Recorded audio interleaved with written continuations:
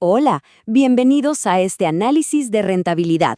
Hoy vamos a desglosar una guía estratégica increíblemente útil para optimizar y apalancar esos activos financieros que ya existen. O sea, vamos a ver con datos reales cómo el inversor moderno ejecuta una de las transiciones económicas más importantes, pasar de un simple ingreso lineal a un modelo completamente automatizado y sistémico. Es un cambio brutal, así que arranquemos viendo por qué esto ya no es un lujo, sino una absoluta necesidad. Bueno, para entender dónde estamos parados en el mercado, hay que mirar este número, 6%. En muchos ciclos económicos, esta es la inflación promedio.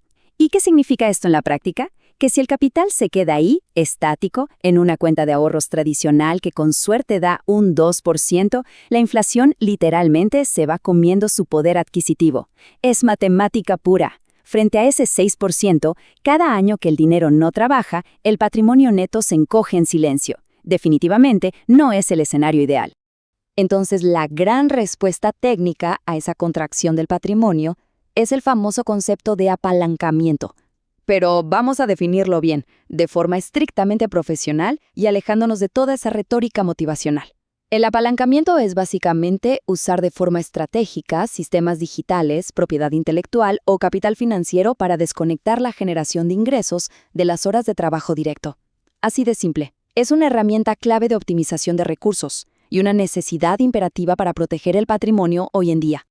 Aquí vemos la realidad operativa dividida en dos. Por un lado, el ingreso lineal, el modelo tradicional. Aquí hay un techo de cristal clarísimo, porque se intercambia tiempo por dinero, y es una variable muy finita. El día solo tiene 24 horas. Por el otro lado, destaca el rendimiento pasivo. Esto ocurre cuando se asignan recursos estratégicamente a sistemas que funcionan solos, de forma autónoma, sin supervisión constante. La optimización patrimonial seria exige hacer que este segundo segmento sea cada vez más grande. Para organizar este desglose, vamos a ver 4 puntos clave. Primero, los fundamentos del apalancamiento estratégico. Segundo, cómo crear activos digitales.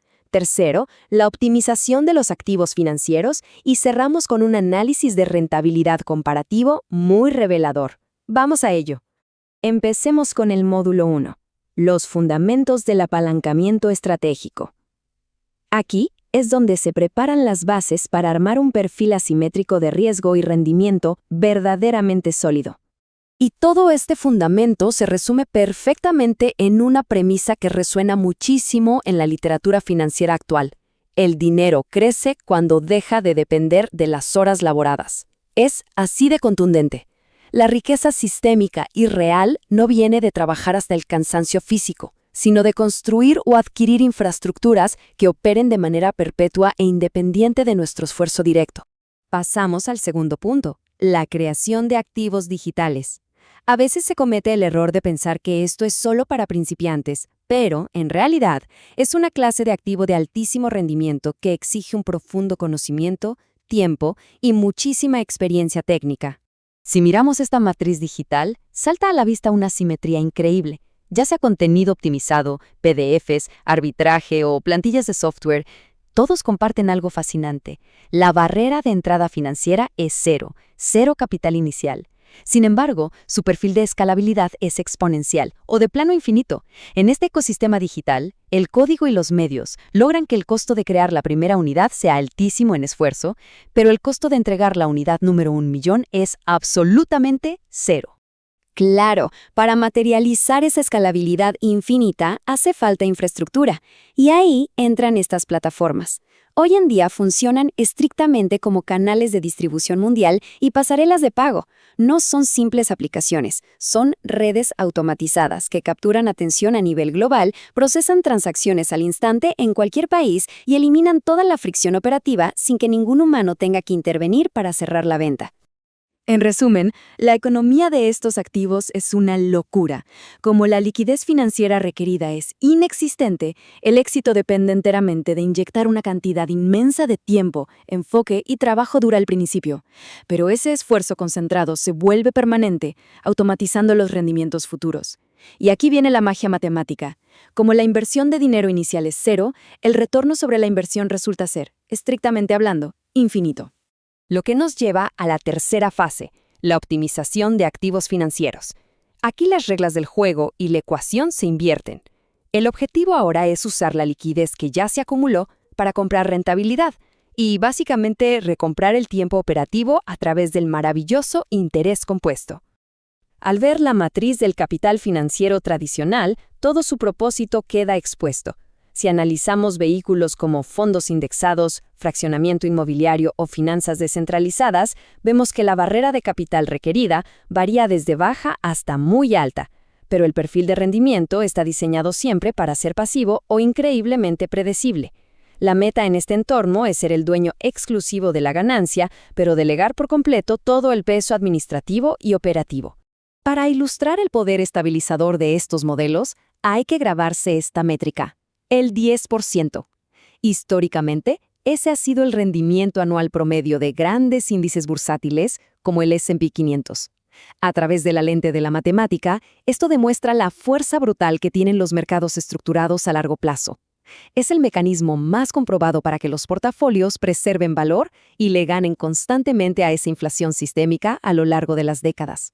Y la forma de ejecutar esto es sumamente táctica.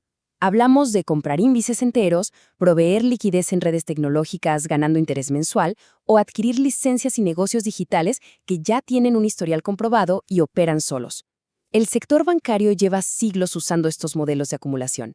La gran diferencia es que hoy, gracias a la arquitectura tecnológica, cualquier inversor puede sumar estos mismos instrumentos institucionales a la asignación de su propio portafolio. Llegamos al cuarto y último módulo, el análisis comparativo de rentabilidad. Es el momento perfecto para poner frente a frente al modelo de activos digitales y a la estructura financiera tradicional. Al contrastarlos, las diferencias son nítidas. Los activos digitales exigen un capital humano y de tiempo extraordinario en la fase inicial, pero con cero riesgo financiero y una escalabilidad sin ningún límite geográfico. Por otro lado, los modelos financieros tradicionales operan bajo otra lógica. Exigen tener un capital previo, sí o sí, pero a cambio entregan una gestión 100% pasiva y la certeza de rendimientos súper predecibles, siempre enfocados en cuidar y preservar la riqueza. Y esta gráfica de barras muestra esa disparidad financiera a la perfección. Para lo digital, el requisito de dinero es prácticamente nulo, en un contraste total con la alta liquidez que piden los modelos tradicionales. Pero ojo, en el mundo de la optimización patrimonial, estos modelos rara vez compiten entre sí. De hecho, lo que suele ocurrir es una transición estratégica. Primero, se usa el modelo digital para detonar un flujo de caja altísimo sin riesgo financiero. Y luego, ese capital fresco se mueve a los vehículos tradicionales para construir un patrimonio a prueba de volatilidades. Al final del día, todo este análisis nos lleva a una realidad económica innegable. La verdadera rentabilidad no depende primeramente del talento puro, ni de cuántas horas se puedan trabajar sin dormir. Depende casi en su totalidad de la acumulación sistemática y metódica de activos que operan en piloto automático. Trabajar duro sin sistemas solo sirve para sostener la economía lineal. En cambio, son los sistemas automatizados los únicos responsables de multiplicar el patrimonio a gran escala. Y para concluir este desglose, dejemos sobre la mesa una pregunta obligada para auditar de forma objetiva cualquier estrategia. ¿Qué porcentaje del ingreso en un portafolio de inversión moderno depende realmente de sistemas automatizados y qué tanto sigue amarrado a la intervención operativa directa? Es una auditoría de resiliencia absolutamente necesaria, porque hoy por hoy, contar con un verdadero apalancamiento ya no es una simple sugerencia, es el estándar indiscutible del inversor moderno. Hasta la próxima.